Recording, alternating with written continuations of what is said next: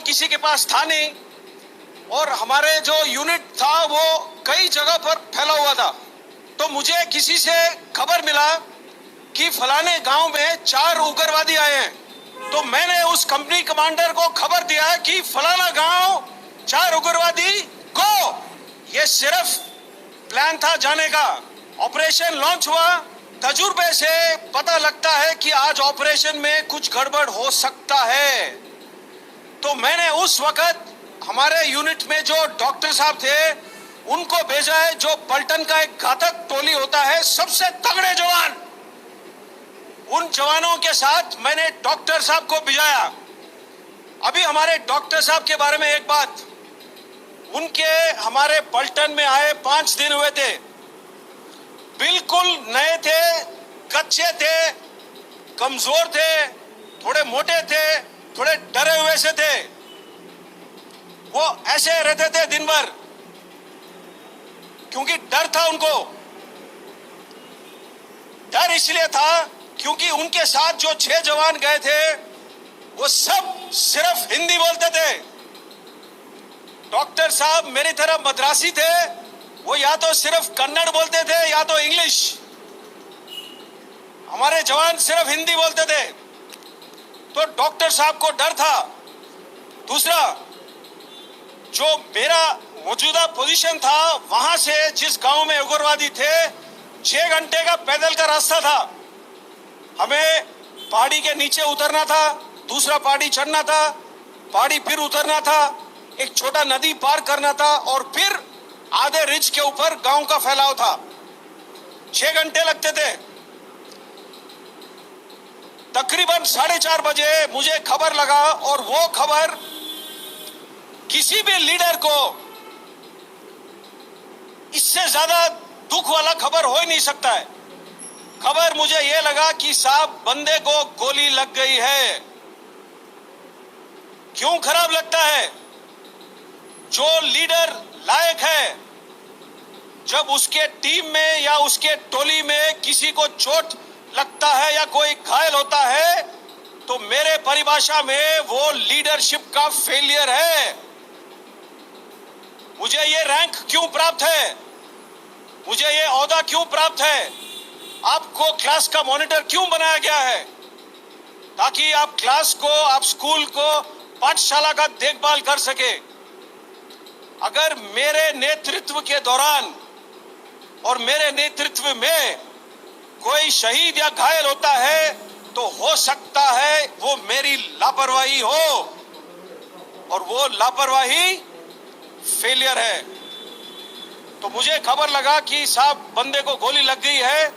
मैंने हमारा जो क्विक रिएक्शन टीम होता है, QRT जो बोलते हैं, उसको लेकर के भाग के निकला वहां से। 9:30 बजे डॉक्टर साहब का हमारा जो रेडियो सेट होता है उसके ऊपर एक छोटा सा मैसेज आया कि साहब अंधेरा है, मुझे डर लग रहा है। अब आप लोग बोलोगे डर किस बात का लगता है? डर अंधेरे का लगता है। डर इस बात का लगता है कि आप जा रहे हो ऐसे इलाके में जहां पर बाकी जवानों को आप जानते नहीं हो। डर इस बात का लगता है कि शायद आप उस काम के काबिल ना हो जिसके लिए आपको भेजा गया है। डर उस बात का लगता है कि कहीं से गोली ना आए और मुझे ना लगे। डर इन बातों का लगता है। डर इस बात का लगता है कि मैं पलटन का डॉक्टर हूं, ये मेरे पलटन में पहला हफ्ता है। अगर कोई जवान शहीद हो गया है तो हो सकता है मेरी गलती हो। डर इन बातों का लगता है।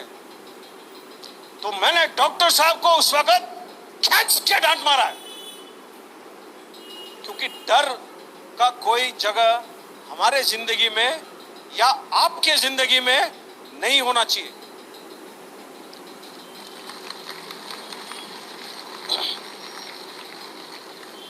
मैंने बोला मेरे को दोबारा कोई मैसेज नहीं चाहिए आपसे।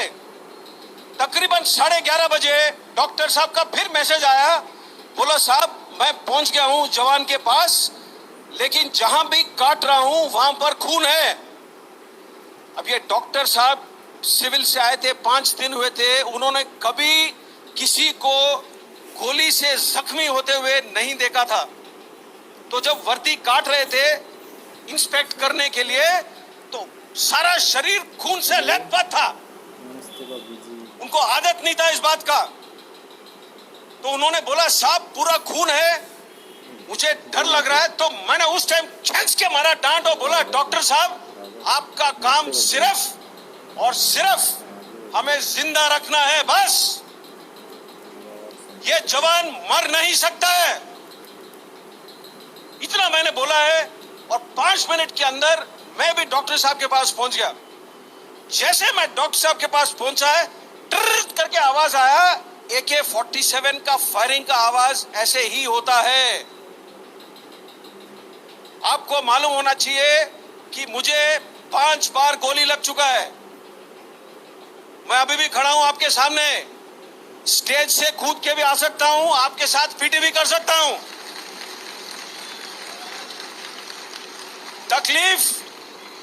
तकलीफ मुझे भी होता है, तकलीफ उन हर जवानों को होता है जिसको लगता है गोली। लेकिन मैंने बोला एक चीज है जो विज्ञान से ताकतवर है, दिल।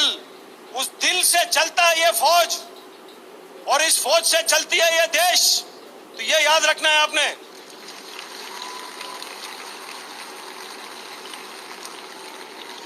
तो हम लोग उस गांव में 5 दिन रहे थे, कुल 5 दिन। क्योंकि गांव में जहां उग्रवादी छुपना चाहता है, कई जगह खोज सकता है जहां छुप सकता है। तो हर घर, हर कमरा, हर वो खेत, हर वो ट्यूबवेल, हर वो स्टोर हाउस, हर वो गोदाम, हर वो जगह ढूंढ ढूंढ के हमें 5 दिन लग गए थे। और इस 5 दिनों के दौरान 5 हमें अलग अलग जगह पर उग्रवादी मिले। दूसरा दिन सुबह एक हेलीकॉप्टर आया था और जो हमारा जवान जो घायल हुआ था उसको लेकर के अस्पताल चला गया। छठे दिन हम लोग वापस आए और सबसे पहला सवाल मैंने जो ओहदेदार से पूछा कि साहब बंदा कैसा है, तो जवाब मुझे यह मिला कि साहब 2 दिन से अस्पताल से बात हो नहीं पाया है। मेरे परिभाषा में और आपके परिभाषा में कोई बहाना देना मंजूर नहीं होना चाहिए। अच्छे नागरिक वो होते हैं जो सुझाव ढूंढते हैं, जो मसले को हल करते हैं। लेकिन उसने बोला कि साहब 2 दिन से बात नहीं हुआ है। मैंने मरा बड़ी डांट। ताज्जुब होगा, जब डांट भी अच्छी लगती है साला टेलीफोन भी चलना लगता है। तो टेलीफोन चला, मैंने अस्पताल से बात किया है।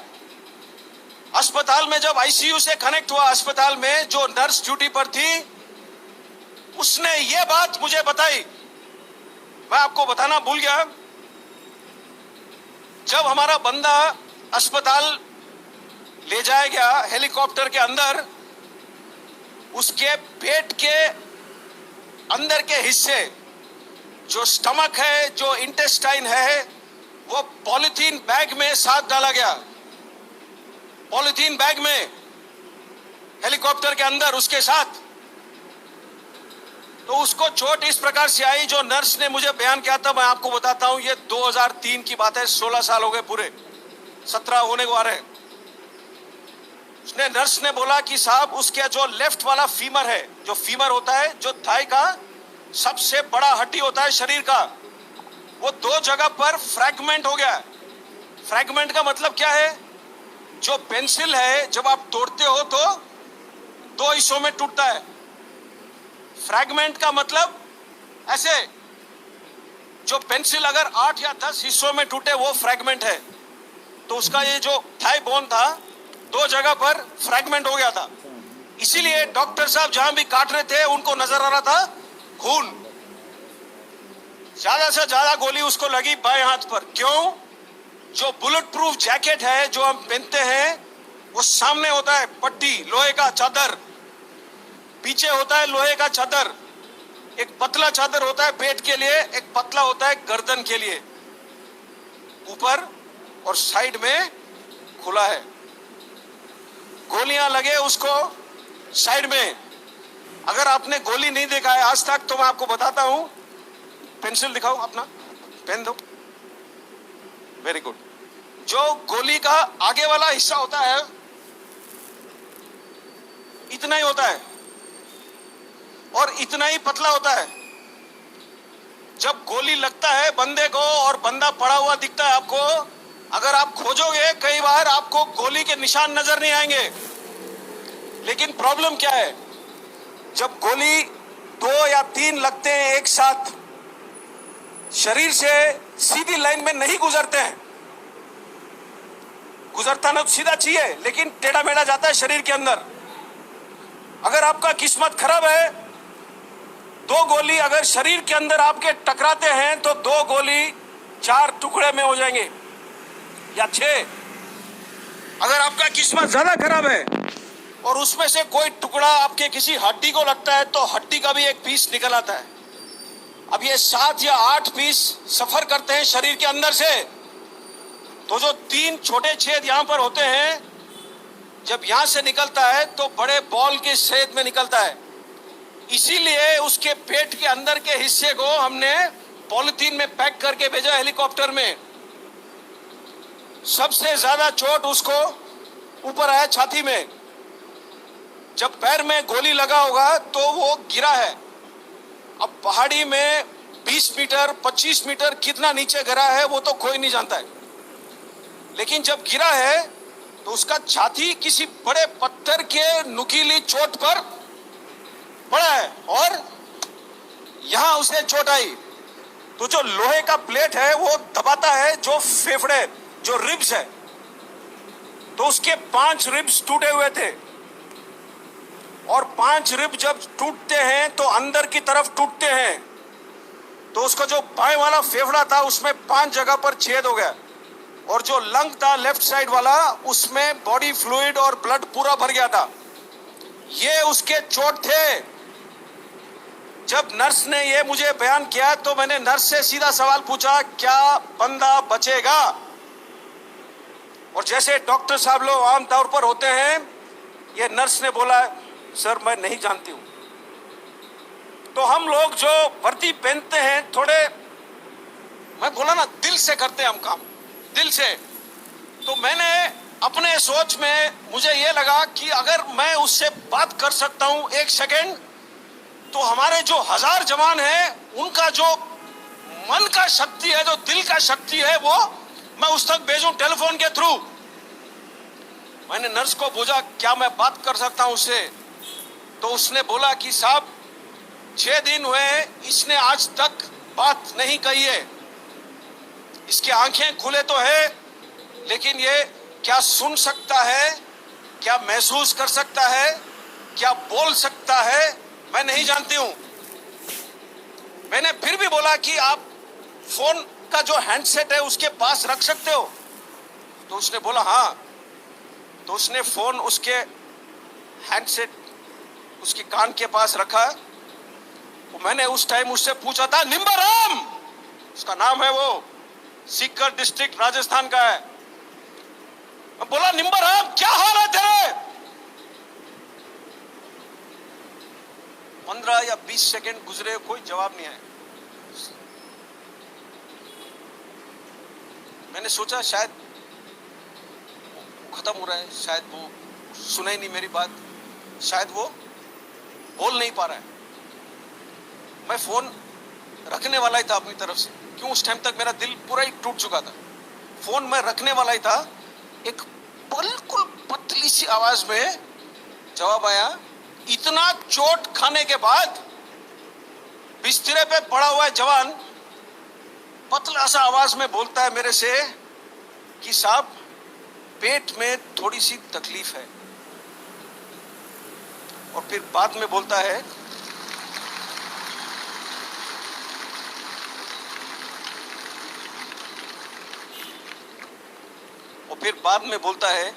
साहब मैं तो ठीक हूं, अपने पलटन के बाकी बंदे कैसे हैं?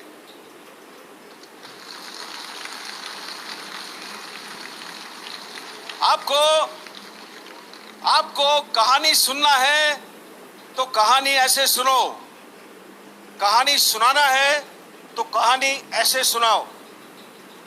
जो जवान खुद मृत्यु के दरवाजे पर खड़ा है, वो मृत्यु के आंखों में आंख डाल करके खड़ा है उस वक्त, और वो सिर्फ सोच रहा है अपने टोली में बाकी बंदों के बारे में।